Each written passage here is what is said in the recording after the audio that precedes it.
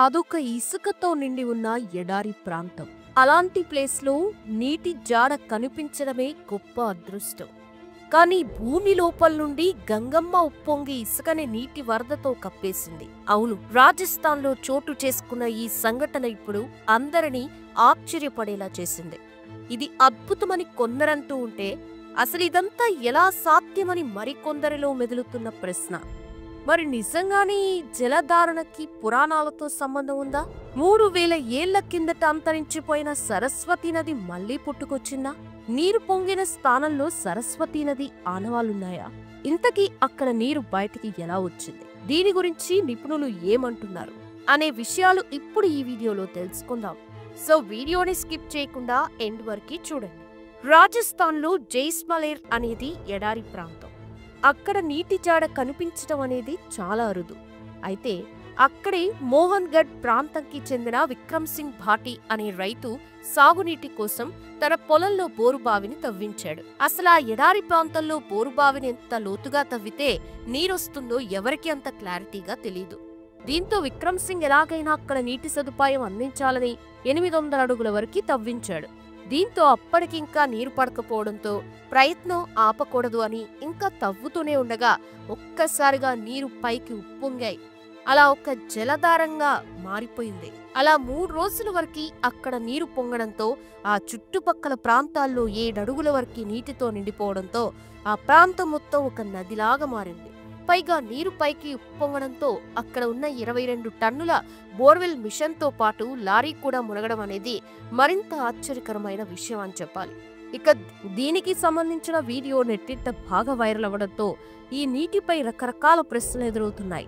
అసలు ఇంతటి ఎడారిలో నీరెలా వచ్చింది అని ఆశ్చర్యపోతున్నారు. ఇక నీటి ప్రవాహం ఎక్కువగా ఉండడంతో అక్కడి భూమిపై పొర 10 అడుగుల వరకు కోతపడింది.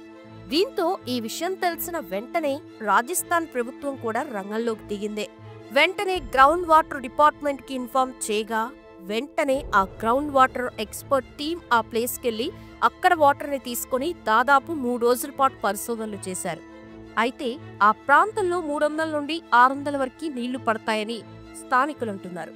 కానీ 850 అడుగుల వరకు తవ్వడంతో అంత లోతులో ఉన్న రాళ్లు పగిలిపోయి అక్కడ ఒక్కసారిగా నీటి బుగ్గ పగిలిందని నిపుణులు అంటున్నారు.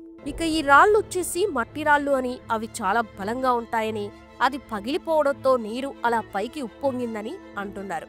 భూమి లోపల 850 అడుగుల లోపల ఉండే బలమైన రాతి పొరల మధ్య ఉండే నీటి నిల్వలు రాతి పొరలు పగిలినప్పుడు ఆ నీరనేది బలంగా పైకొస్తుందని నిపుణులు ఒక అంచనాకి వచ్చారు. అయితే 15 ఏళ్ల కింద కూడా అచ్చం ఇలాగే జరిగిందట. అది కూడా నాచ్నాలోని జాలువాలాలో ఇలాగే నీరు ఉప్పొంగిందని నిపుణులు అన్నట్లు తెలిసిందే. అయితే ఈ జలధారణ గురించి మరోవైపు వాదన వినిపిస్తుంది. ఈ జలధారణకేకంగా పురాణాలతో సంబంధం ఉందని అంటున్నారు. అదేంటంటే పురాణాలలో చెప్పిన సరస్వతీ నదియే ఇప్పుడు బయటికి వచ్చిందని అంటున్నారు. కారణం ఇప్పుడు సరస్వతీ నది అంతరించిన సంగతి తెలిసిందే. దీంతో ఇప్పుడు దీని గురించి మరింతగా హాట్ టాపిక్ గా మారింది. మామూలుగా హిందూ ధర్మం ప్రకారం మన దేశంలోని నదులని దేవతలుగా భావిస్తూ ఉంటాం. అయితే మరో పవిత్రమైన నది అయిన సరస్వతీ నది ఇప్పుడు భూమిపై ప్రవహించటం లేదు, అంటే అంతరించిపోయింది.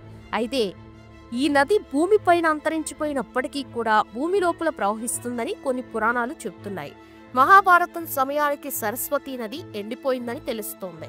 అయితే హిందూ నాగరికతకి సరస్వతీ నది జీవనాడి అని, అయితే ఈ నది ప్రవహించే దిశ అనేది కొన్నాళ్ళకి మారి యమునా నదిని తాకుతూ గంగా నదిలో కలిసిందని కొందరు అంటున్నారు. అయితే ఇప్పుడు రాజస్థాన్లో వచ్చిన ఈ జలధారని సరస్వతీ నదిని కొందరి అభిప్రాయాలు కూడా వినిపిస్తున్నాయి. ఇక కొన్ని అధ్యయనాల ప్రకారంతో పాటు రిమోట్ సెన్సింగ్ డేటాతో పోల్చి చూసినప్పుడు ఇది అంతరించిపోయిన సరస్వతీ నది అని, ఇది హర్యానా, రాజస్థాన్, గుజరాత్ మీదుగా ప్రవహించేది అని, దీంతో ఇప్పుడు ఆ సరస్వతీ నదియే బయటికి ఉప్పొంగిందని అనుకుంటున్నారు.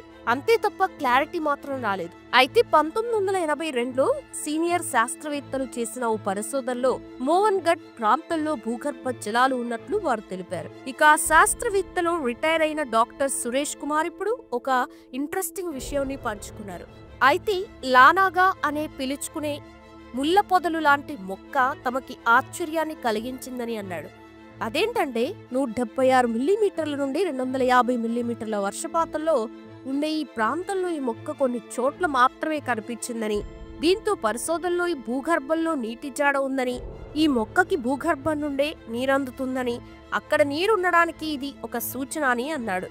కానీ అది సరస్వతీ నదినా కాదా అనేది తెలియాల్సి ఉందని అన్నారు. నిజానికి అంతరించిపోయిన సరస్వతీ నది జాడ కోసం శాస్త్రవేత్తలు చాలా ఏళ్ల కిందట అన్వేషణ చేపట్టిన సంగతి తెలిసిందే.